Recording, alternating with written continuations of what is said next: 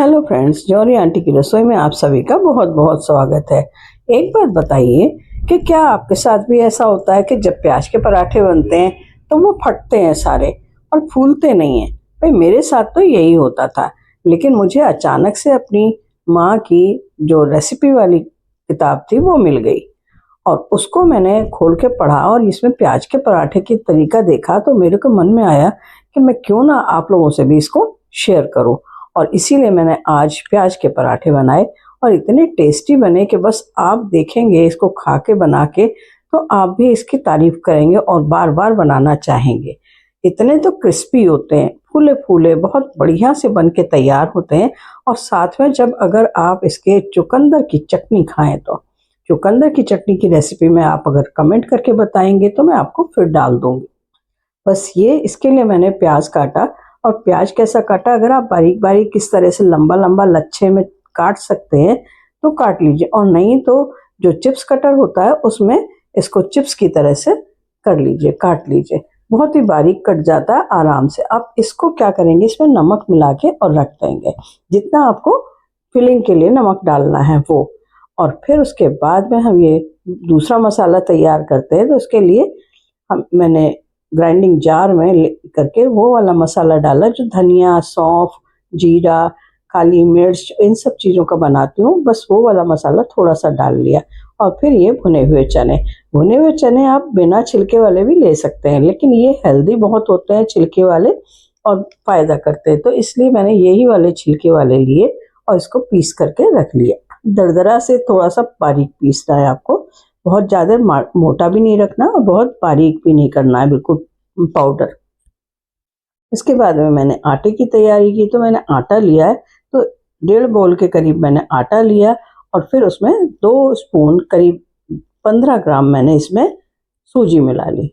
इससे क्या होता है कि पराठे क्रिस्पी बहुत बनते हैं। अब एक इसमें से जो क्लिप है वो स्किप हो गई है, उसमें मैं क्या करती हूँ कि 1 चम्मच के करीब फेंट करके दही भी डाल देती हूँ जो खट्टा ना हो। और उसके बाद में अजवाइन को मसल के हाथ से डाल दिया और फिर नमक डाल दिया इसमें। जितना भी आपको पराठे में नमक पसंद हो उतना बस नमक डाल करके और इसको हमें मिक्स कर लेना है आटे को, जिससे कि जितना भी चीज़ें हमने डाली हैं वो अच्छी तरीके से इसमें मिक्स हो जाए। दही बहुत कम है, 1 ही चम्मच के करीब है, तो इसलिए इसमें पता नहीं लगता है, लेकिन उससे क्रिस्पी बहुत बनते हैं पराठे। और फिर उसके बाद में मैंने 1 सवा चम्मच के करीब ये इसमें तेल डाला। तेल आप कोई सा भी ले सकते हैं, बस सरसों का तेल मत लीजिएगा, चाहे तो घी डाल सकते हैं और चाहे तो कोई सा भी रिफाइंड ऑयल। और उसके बाद में हाथ से इस तरीके से और अच्छी तरीके से मिक्स कर लेंगे।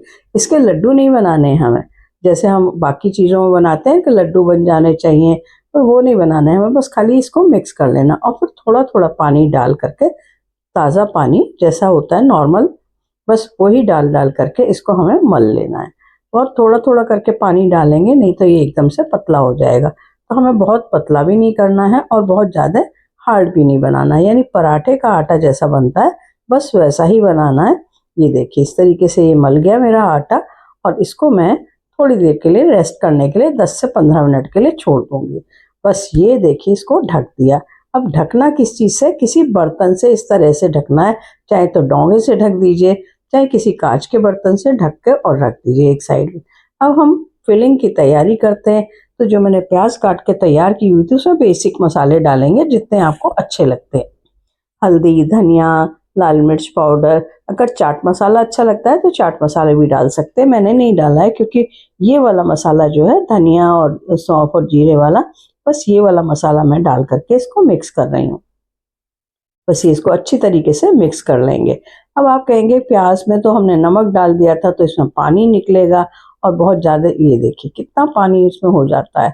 इसको अगर आप निचोड़ के निकालें तो निकल सकता है, लेकिन हमें इसका पानी निकालना नहीं है। खूब अच्छी तरीके से मिक्स कर लिया और फिर जो हमने ये जो चने का मसाला पीस करके तैयार किया हुआ था वो डालेंगे। इससे क्या होता है कि ये पराठे हेल्दी भी बहुत बनते हैं और टेस्टी तो बस क्या ही लाजवाब टेस्टी होते हैं। बस ये देखिए इसको अच्छी तरीके से हम मिक्स कर लेंगे दबाते हुए, जिससे कि जो पानी है ना प्याज का वो और भी प्याज इसमें से पानी रिलीज कर दे। और जब ये मिक्स हो जाएगा उसके बाद में हम इसमें धनिया की पत्ती, जितनी आपकी इच्छा हो उतनी आप धनिया की पत्ती इसमें डाल सकते हैं। और धनिया की पत्ती डाल देंगे। फिर उसके बाद में इसको और अच्छी तरीके से मिक्स कर लेंगे, जिससे धनिया की पत्ती पूरी तरह से पूरे मसाले में आ जाए। इसके बाद में हम एक चीज़ और करने जा रहे हैं, और वो आप देखिएगा कि क्या करते हैं इसमें। इसमें मैंने हींग, लहसुन वगैरह कुछ भी नहीं डाला है। आप चाहें तो डाल सकते हैं, पर इसमें प्याज का टेस्ट अपना अलग होता है। फिर उसके बाद में इस तरह से लड्डू बना बना के मैं रख लूँगी एक साथ। मुझे 4 ही पराठे बनाने हैं, तो मैंने उतना ही फिलिंग तैयार की है, और उसके लिए मैं 4 लड्डू ही बनाऊंगी। बस ये देखिए, बिल्कुल गोल गोल एकदम बढ़िया बन जाते हैं। इनको रखेंगे आप तो ये लगेगा नहीं बिल्कुल कि ये टूट जाएंगे। बस ये देखिए, 4 लड्डू बना लिए मैंने, और उसके बाद में मैं अब आटे की तरफ जाती हूँ, क्योंकि आटे को रेस्ट करते हुए भी टाइम हो गया। अब ये जो बच गया मटेरियल हमारा, इसको आप रख लीजिए संभाल कर किसी जार में, एयर टाइट जार में संभाल के रख लीजिए, और फिर आगे के लिए इस्तेमाल किया जाएगा। कोई और रेसिपी बताऊंगी, उसमें भी आप इसे यूज कर सकते हैं। अब ये हमने खोल के देखा कि आटे की हमारी क्या कंडीशन है, कैसा हुआ है। तो आटा बहुत बढ़िया सा तैयार हो गया। ये देखिए कितना सॉफ्ट है। अब ये जो सॉफ्ट आटा है ना, बस जैसे पराठों का बनता है ना, बस उससे थोड़ा सा ज़्यादा हमने सॉफ्ट किया। और फिर हल्का सा आधी चम्मच के करीब इस पे ऑयल लगा लेंगे। इससे क्या होगा कि ये जो पराठे हैं वो उनके इवन रहेंगे, उसके किनारे, वो किनारे फटे फटे से नहीं आएंगे। बस बिल्कुल आधा चम्मच ही डालना है, ज़्यादा इसमें ऑयल नहीं डालना है। बस ये देखिए, इस तरीके से करके इसको कितना बढ़िया एकदम सॉफ्ट बन के तैयार हुआ है। सॉफ्टनेस आपने देखी।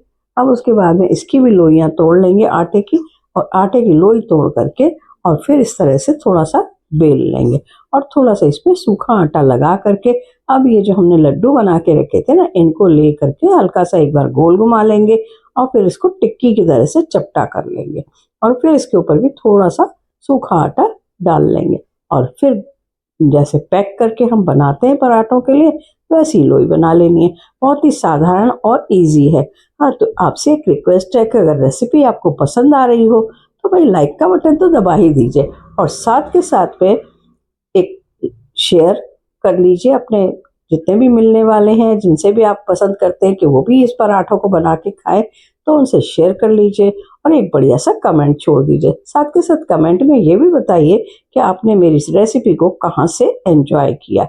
और हाँ, एक और आपसे बहुत विनती है मेरी कि अगर आप पहली बार आए हैं चैनल पे और अभी आपने इसको सब्सक्राइब नहीं किया है, तो फटाफट से सब्सक्राइब जहाँ लिखा हुआ है उस सब्सक्राइब के बटन को दबा दें, और साथ में बेल आइकन को दबा करके उसके साथ में ऑल लिखा हुआ है तो ऑल के बटन को भी दबा दें।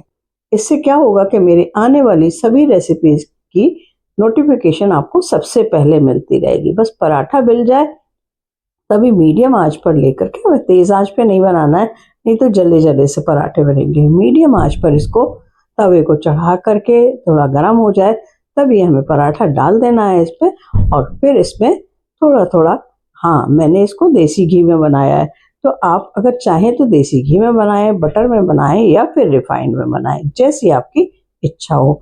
बस उसी तरह से इसको बना लीजिए। अब ये इसको हमने दोनों साइड से इसमें घी लगा लिया है। देखिए कितना बढ़िया कलर आया है, कितना बढ़िया सिक कर तैयार हुआ है। अब चारों तरफ से किनारों से सेकने के लिए इसको हमने करछी से लेकर के दबा दिया, और दबा दबा के इसे हम और सेक लेंगे। आप देखिएगा बिल्कुल फूले फूले बन करके तैयार होते हैं, इतने बढ़िया होते हैं कि इनको जरा सा हम हाथ लगाएंगे और ये खुल जाएंगे, और खोल करके इन्हें रख दीजिए तो बहुत ही ज्यादा क्रिस्पी जैसे बन के तैयार होते हैं। और भी ज्यादा, मतलब अगर इनको वैसे ही क्रिस्पी हैं, आप देख सकते हैं, देखने से पता लग रहा है कि कितने क्रिस्पी हैं, लेकिन अगर आप इसको अगर आप देखेंगे हाथ से तोड़ के तो बहुत ही ज्यादा क्रिस्पी है।